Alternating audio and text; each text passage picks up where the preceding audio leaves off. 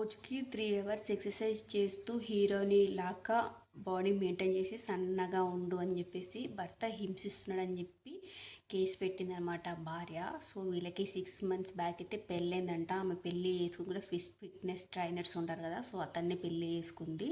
So పెళ్ళికి మటుకు కట్నం అదంతా ఏమొద్దు, పెళ్ళి మటుకు గ్రాండ్గా చేసేయమన్నట్టున్నారు. పెళ్ళి మటుకు 76 లక్షలు వేసి పెట్టి అయితే గ్రాండ్గా చేసిరనమాట.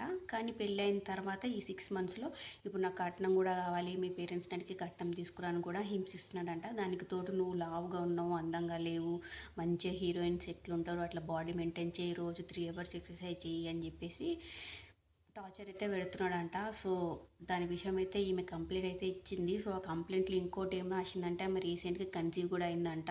ప్రెగ్నెన్సీ వస్తే వాళ్ళ అత్తమామలు వద్దు అని చెప్పేసి మెడిసిన్ వేయించారంట పోవడం కోసం. సో అది కూడా ఒకటి రాసింది.